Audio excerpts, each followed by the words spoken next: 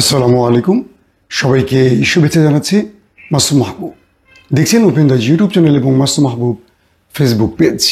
পাক ভারত যুদ্ধের সর্বশেষ আপডেট নিয়ে এই ভিডিওটি। প্রিয় দর্শক, পুরো ভারত এখন অন্ধকার, ব্ল্যাকআউট চলছে। পাশাপাশি পাকিস্তানের ভেতরেও ব্ল্যাকআউট। দুটো দেশ যুদ্ধে জড়িয়ে নিজেরা নিজেদেরকে এখন ব্ল্যাকআউট করছে। সবচেয়ে বড় আলোচনার বিষয় হলো, একদিনের যুদ্ধেই ভারতের 5টি যুদ্ধ বিমান, মহামূল্যবান যুদ্ধ বিমান কী করে ধ্বংস করলো পাকিস্তান? এর নেপথ্যে আসলে কারা কাজ করেছে? 3 নম্বর ব্রেকিং খবরটি হলো, পাকিস্তান কি শেষ পর্যন্ত ভারতে প্রতি উত্তর দেবে, নাকি কোনো বিশেষ কারণে চুপ হয়ে যাবে? এছাড়া আরও বেশ কিছু খবর জানাবো এই ভিডিওতে।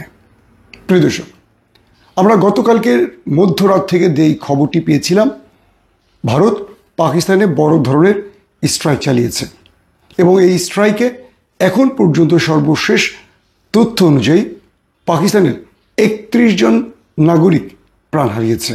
এর মধ্যে একজন সেনা অফিসারের ছোট্ট শিশু সন্তান রয়েছে। বলা হচ্ছে প্রায় 6 থেকে 7 জনের মতো শিশু শাহাদাত বরণ করেছে ভারতের আক্রমণে। ভারত যখন বলছে তারা জঙ্গি আস্তানা বা সন্ত্রাসীদের টার্গেট করে আক্রমণ করছে, তখন প্রশ্ন উঠেছে, এই ছোট্ট ছোট্ট নিষ্পাপ শিশুরা কি জঙ্গি ছিল? মসজিদের ইমাম কিংবা মুয়াজ্জিন তারা কি জঙ্গি ছিল? মাদ্রাসা কিংবা মসজিদে আক্রমণ, এটা কি জঙ্গি আস্তানার কোনো তথ্য প্রমাণ ছাড়া ভারত পাকিস্তানের ভেতরে নিছক নিজেদের তৈরি করা প্রোপাগান্ডা যে জঙ্গি আস্তানা, এগুলো এখন বিশ্ব মিডিয়ায় একের পর এক প্রকাশ পাচ্ছে।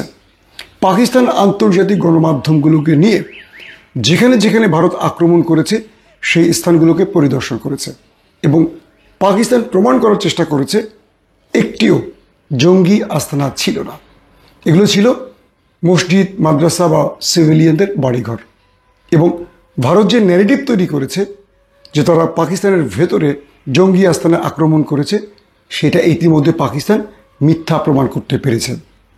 প্রিয় দর্শক, দ্বিতীয় যে বিষয়টি সেটি হলো, ভারতের 5টি যুদ্ধ বিমান ধ্বংস হওয়ায় ইতিমধ্যে ব্যাপক চাপে পড়ে গেছে ফ্রান্সের রাফায়েল কোম্পানিটি। তাদের শেয়ার বাজারে দরপতন হয়েছে, অর্থাৎ পতন ঘটেছে। পাশাপাশি চীনের যে মিসাইল কিংবা যুদ্ধ বিমান ব্যবহার করেছে পাকিস্তান, তার মূল্য বেড়ে গেছে, শেয়ারেরও মূল্য বেড়ে গেছে। সিএনএনের এক ইন্টারভিউতে দেখলাম, রাফায়েল প্রতিষ্ঠানের পক্ষ থেকে যে বিষয়টি বলা হয়েছে, যে তারা বলছে এই রাফায়েল তৈরির পর এই প্রথম তারা দেখল যে রাফায়েলকে এভাবে ধ্বংস করা হয়েছে। তারা অবাক হয়ে বলছে, এটি আমরা এর আগে কখনো দেখিনি। আমরা এটা তদন্ত করছি যে কোন উপায়ে পাকিস্তান ভারতের রাফায়েলকে ধ্বংস করেছে। এটি তাদের কাছে আশ্চর্যজনক মনে হচ্ছে।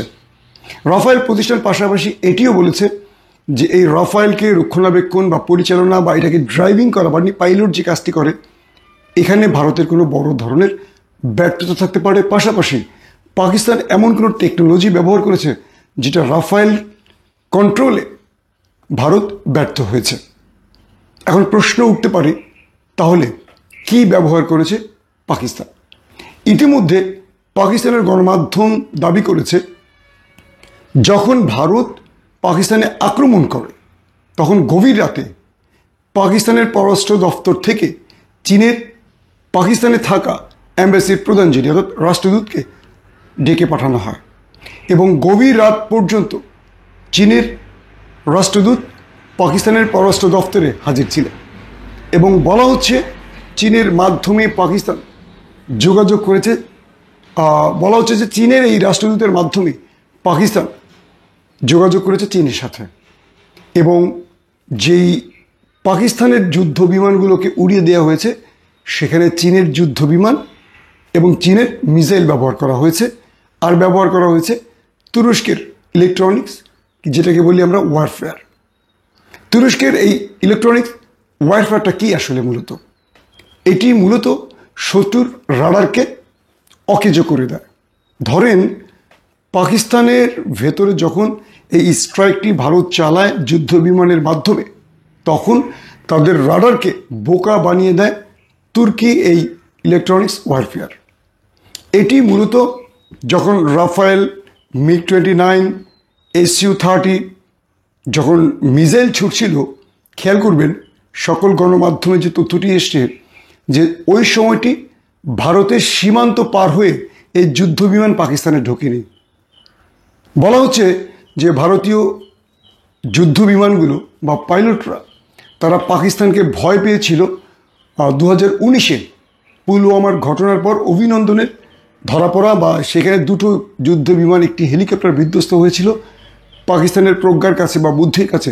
সেই ভয় থেকে তারা ভেবেছিল ভারতের সীমান্ত থেকে তারা পাকিস্তানে আক্রমণ করবে, এবং বলা হচ্ছে যে প্রতিটি যুদ্ধ বিমান ভারতের সীমানার মধ্যে ছিল, কাশ্মীর বা লাইন অফ কন্ট্রোলের আগেই ভারতের সীমান্তে। প্রশ্ন হলো তাহলে পাকিস্তান এই যুদ্ধ বিমানগুলো উড়িয়ে দিল কী করে?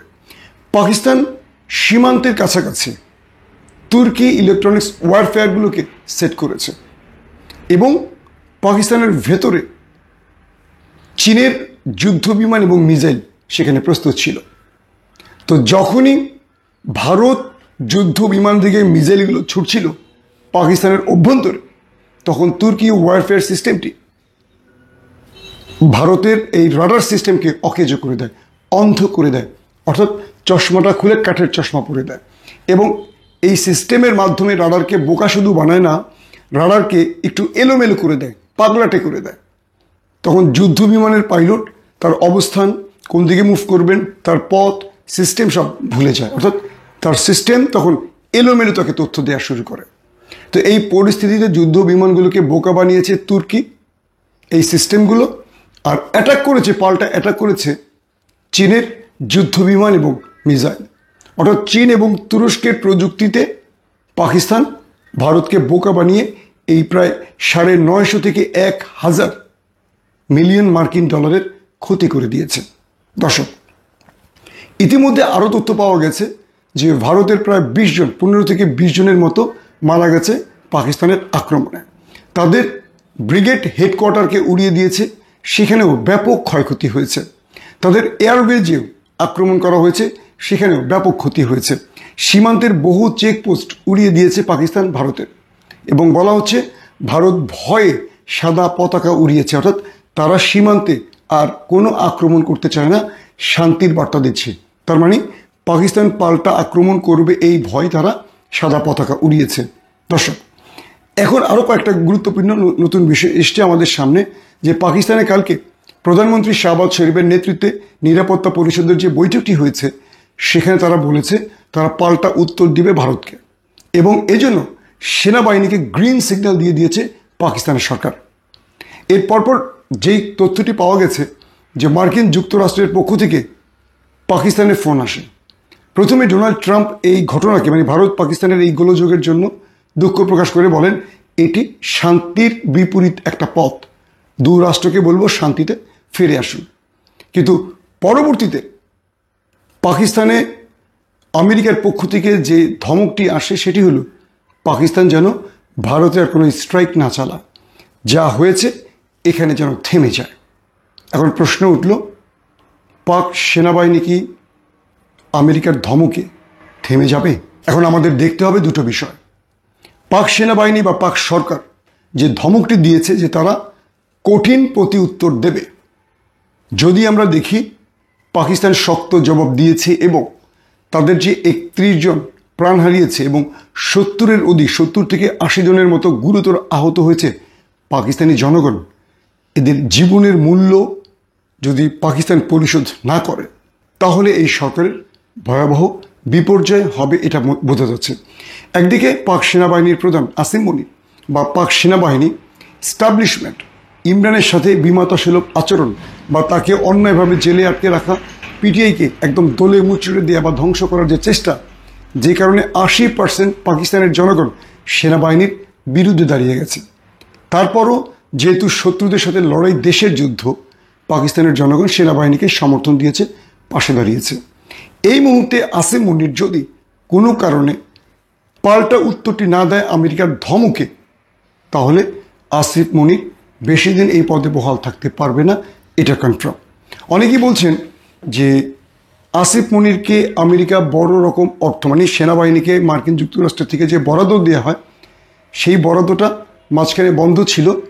এটা মার্কিন সরকার পাকিস্তানকে নতুন করে আবার হয়তোবা প্রস্তাব দিয়ে এই যুদ্ধ থেকে পাকিস্তানকে সরাতে পারে।